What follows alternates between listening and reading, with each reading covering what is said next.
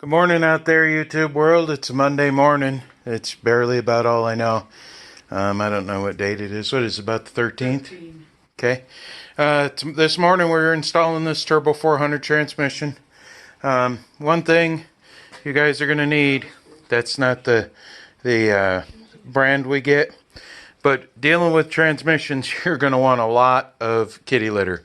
And we use the Walmart 99 cents a bag stuff, and we just put it in that bucket to store it in there.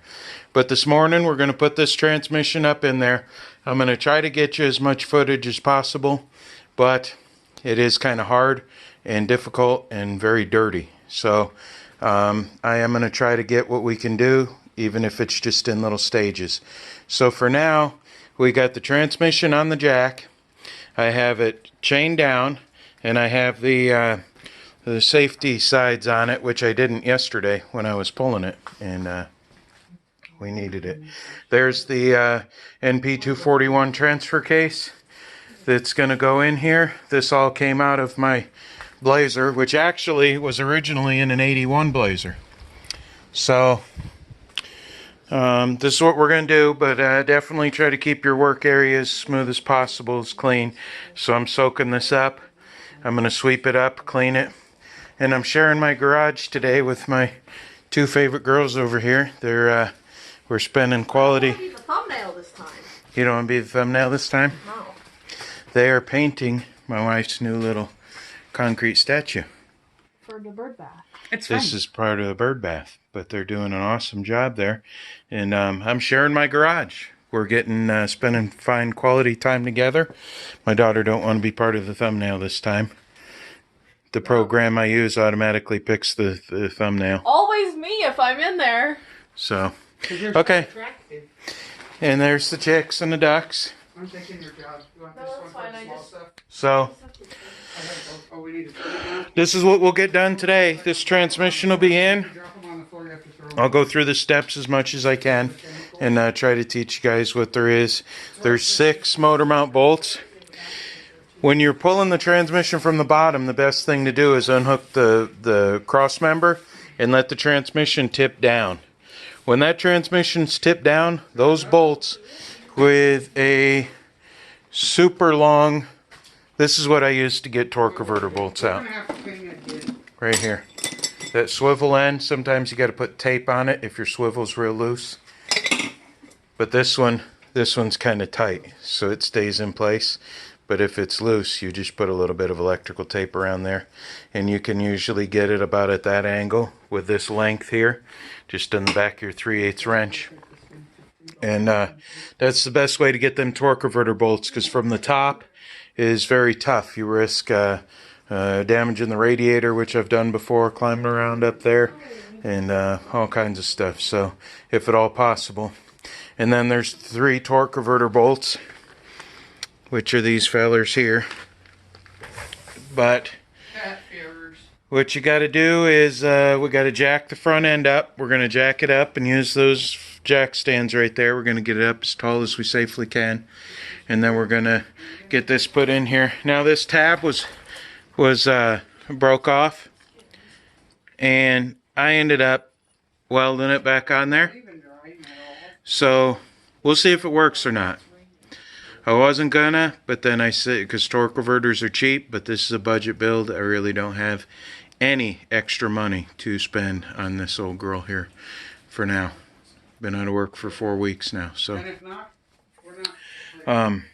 we're gonna get this put up in there, and I'll try to show you guys some steps along the way if I can. All right, we're back here. I got 2 jack stands on the front. I don't know if this is going to come out upside down or what, but good luck. And I got it lined up. Well, we got a light shining through up there. Let's see here. Make sure I cover that up.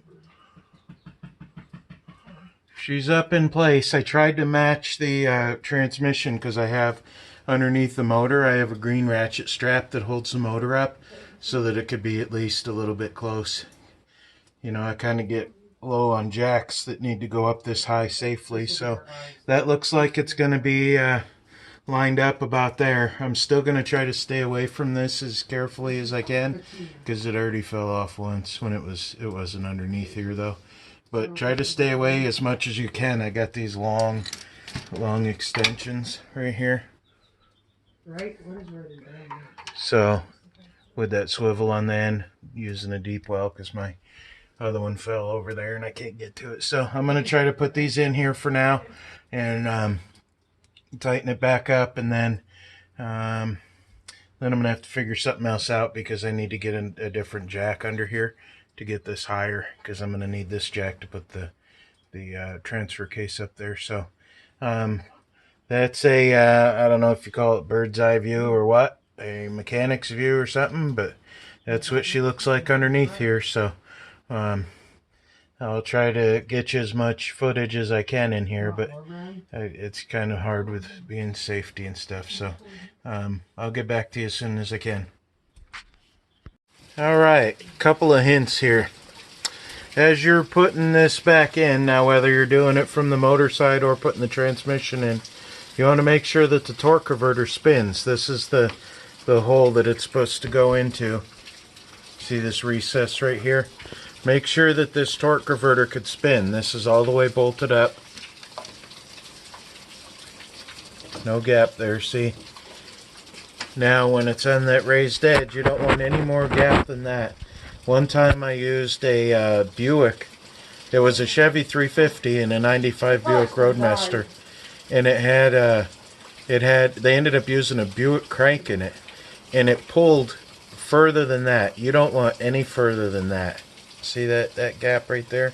If you have to pull that torque converter any far forward than that, it's too far and you have something wrong. What I did was I pulled it too far and it pulled out of the pump. You want about that much gap right there. When you spin the torque converter, you want to make sure it clicks 3 times in there.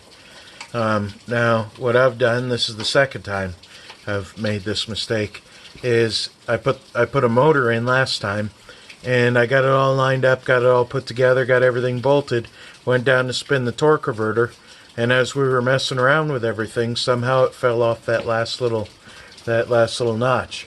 So I had to go underneath, unbolt the transmission at the tail shaft. On a 2-wheel drive it was a lot easier, and pull the transmission back to get enough gap. Now what you can do is unbolt that about halfway and then use a screwdriver. I just did it, that's how I know. And you pull that gap right there just enough, and then you have to spin it. You have to push up and spin at the same time. It is a real pain, so I definitely suggest doing it right on the first time around. And so that's tip number 1. Make sure that torque converter has no more of a gap than that. When you're trying to put it back in, make sure it clicks 3 times as you're spinning it. I should have showed that before I got done. Another tip that I got for you is do not over tighten these. This case is very fragile. So all you want to do is tighten it up till it touches. Maybe tighten it just a little bit more, and that's it. But do not go ahead and crank all these off, because that little sensitive tab right there, you could crack your whole bell housing. I've seen several of them done that way before. So go through, get all your screws started, and tighten them all just a little bit. Gently pull it all together, and don't go more than 3 or 4 turns with the unless you're tightening it, because you will snap those ears off, and believe me, that'll make for a bad day right there. So I'm going to go ahead and tighten everything up. I have that strap underneath there, but I don't trust that strap, so I'm going to go ahead and put another jack under there. I still don't trust 3 jack stands, so I have my big jack over there. Even though it does have some blocks under it, it's still holding just a little bit of weight, because no matter what, it's still going to drop down. But I did some investigation. I know what I'm going to do on the frame down here. Is me and my wife looked today. We shopped around and we found Pour 15 for, I think it was $17. She's not in here. I think it was $17. And all you got to do with that is just take a wire brush, scale it off, and then you can paint it. Pour 15, paint over rust. It is very expensive. We looked at it in AutoZone today, and it was $64 for a quart. And I'm not spending that much money on it. But you don't prep the surface. Wow. That is absolutely amazing how that is so wet underneath all that rust. That's amazing how that does that. It's like a sponge under there. So we're going to go ahead. I'll get my wife under here with me someday, and we'll go ahead and scale any scale that's underneath here. And we're going to paint just the frame with Pour 15. And then I have to work on the floors later. I'd like to undercoat those, but I'm not going to do anything with them now because they need to be repaired. We'll get working on that later. But I still got the transfer case to put in. It goes in behind here, so these are the bolt holes for it. So, okay, I'll catch you back on when we got some better stuff to post here. We're back underneath. I got the transfer case loaded up on the transmission jack. I probably should have done an outside picture view, but I didn't know if it was going to work.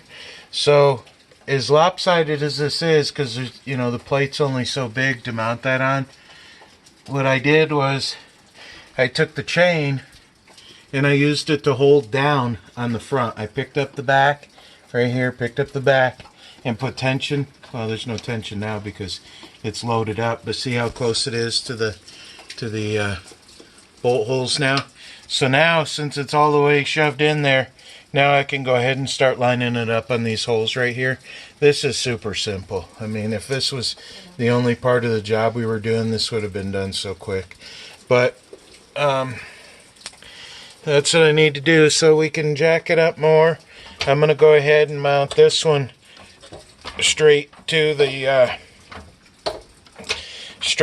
frame. Some people like using the spacers as a drop, and that's what I did on my Blazer.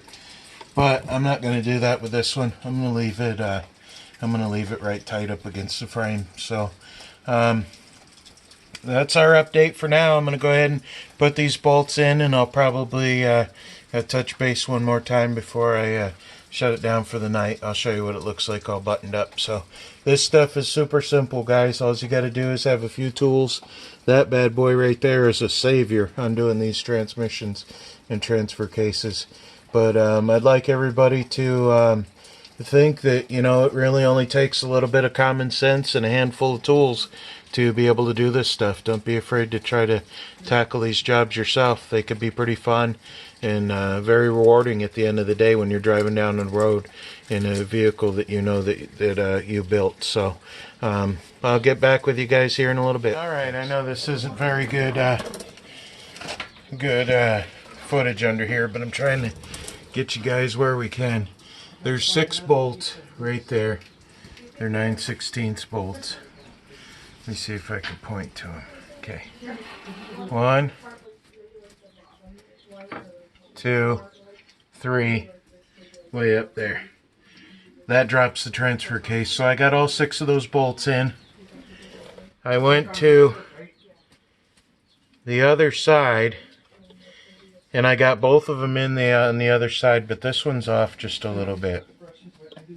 I was able to pry it. I put a pry bar in there to get it straight, and I'm not sure exactly what's going to be the best way to go about this. I'll have to think about it, because over here it shows that this side has a lot more room. See that? There's a lot more room than this side. So I'll have to think about it tonight. I think that hole seems to be the one that's supposed to go in. So I might figure out which one of those 2 bolts over there I need to undo to make this sit straight, because you kind of want a nice even gap over here, and it looks like if you pried that out it would go. So I still got shifting linkage to go. Transmission cooling lines, there's 2 on the other side. And the torque converter bolts, I should put those in before I drop this down because it's going to be a lot easier. But I got the bell housing bolts in. Then I got to get the drive shaft put in. I got to get a different U-joint because I had to have a special U-joint for to put it in the 14 bolt that was in the other Blazer. So now I can drop this down because everything's in place as it should be. So, all right, got to go. If you like my content, give me a nice thumbs up. Please subscribe. Consider subscribing to my channel and do the right thing. Got to go.